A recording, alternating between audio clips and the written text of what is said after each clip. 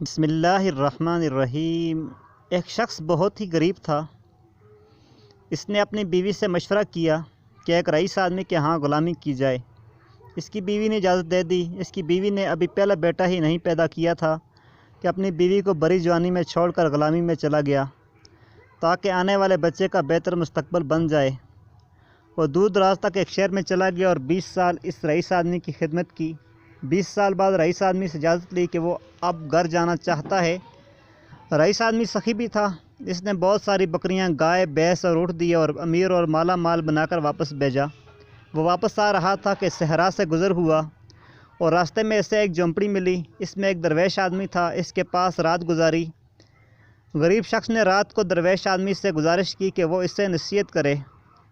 درویش نے کہا کہ میں نصیحت تو کروں گا لیکن میں نصیحت کرنے کی قیمت وصول کرتا ہوں۔ اس نے قیمت پوچھی۔ کہا ہر نصیحت کے بدلے ایک اونٹ۔ اس نے کہا میں مالدار ہوں، نصیب مل جائے تو اونٹ کی کوئی بات نہیں۔ اس نے قیمت ادا کی۔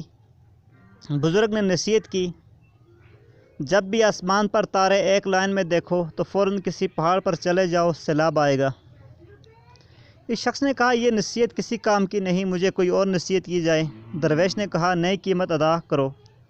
اس شخص نے ایک اور اونٹ دیا۔ بزرگ نے کہا جب بھی کسی شخص کی آنکھوں میں شیطانی چمک دیکھو تو اس سے بچنا، وہ تمہیں قتل کر دے گا۔ اس شخص نے کہا کہ یہ نصیحت کسی کام کی نہیں، مجھے کوئی اور نصیحت کی جائے۔ درویش نے کہا کہ نئی قیمت ادا کرو۔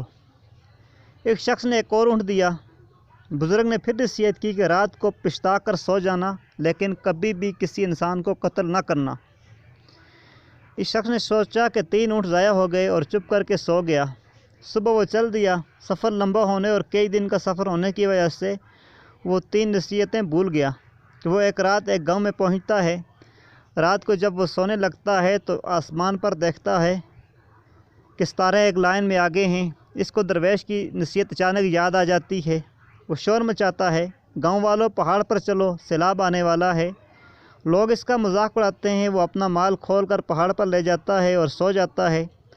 صبح اٹھتا ہے تو دیکھتا ہے کہ نیچے سیلاب آ گیا ہے اور سارے گاؤں والے غرق ہو جاتے ہیں۔ وہ کچھ دن پہاڑ پر رہتا ہے۔ سیلاب کا پانی اترتا ہے تو وہ منزل پر چل پڑتا ہے۔ ایک اور میں پڑاؤ ڈالتا ہے، ایک شخص کے گھر قیام کرتا ہے جو کہ باتیں کرنے کا وہ بہت ہی اچھا معلوم ہوتا ہے لیکن اس کی آنکھوں میں وہی شیطانی چمک دیکھ کر چونک جاتا ہے۔ بزرگ کی نصیحت اسے یاد آتی ہے۔ رات کو وہ اسی کشمکش میں اسے نیند نہیں آتی۔ وہ اٹھتا ہے اور اپنے بستر کو اسی انداز سے پھیلا دیتا ہے کہ معلوم ہو کہ کوئی سویا ہوا ہے۔ آدمی آیا، اس کے ہاتھ میں خنجر دیکھ کر وہ پریشان ہوا۔ وہ آیا اور بستر پر خنجر مارنا شروع کر دیا۔ یہ آیا اور اس کو پیچھے سے پکڑ کر مارنا شروع کر دیا اور اسے باندھ دیا۔ پولیس کو بلایا اور اس کو پولیس کے حوالے کر دیا۔ آخرکار وہ رات کو اپنے گاؤں میں پہنچتا ہے اور اپنے گھر کے پاس پہنچ کر دیکھتا ہے گھر میں اس کی بیوی کسی کڑیل نوجوان کے ساتھ والی چارپائی پر سوئی پڑی ہے۔ اس شخص کو غصہ آیا اور دل میں خیال آیا کہ میں اس نوجوان کو قتل کر دوں۔ جیسے ہی وہ ارادہ کرتا ہے اسے اس درویش کی بات یاد آتی ہے کہ کبھی بھی قتل کر کے نہ سونا، پچھتا کر سو جانا۔ وہ سوچتا ہے کہ پہلی بھی نصیحتیں کام کر گئی تھی، دوسری نصیحت نے بھی کام کر دیا تھا، لہٰذا وہ گاؤں سے باہر آ جاتا ہے۔ صبح ہوئی، اس کے دل میں خیال آیا کہ گاؤں والوں سے اپنا حال دریافت کروں۔ جیسے ہی گاؤں میں جاتا ہے اپنے بارے میں دریافت کرتا ہے۔ گاؤں والے بتاتے ہیں کہ وہ شخص بہت ہی غریب تھا اور برسوں پہلے روزی روٹی کے لیے چلا گیا۔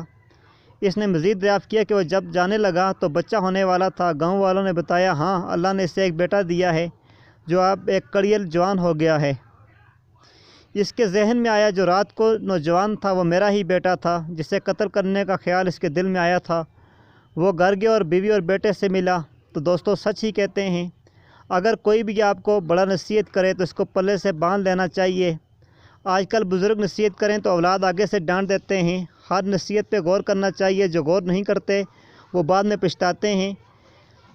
تو دوستو میری اگر ویڈیو آپ کو اچھی لگی تو اسے لائک اور شیئر ضرور کیجیے گا، اور اگر ابھی تک آپ نے ہمارے چینل کو سبسکرائب نہیں کیا تو اسے ضرور سبسکرائب کیجیے گا اور ساتھ والے بیل آئیکن کے بٹن کو بھی ضرور دبائیے گا تاکہ ہماری ہر آنے والی ویڈیو کا نوٹیفیکیشن آپ کو پہنچتا رہے۔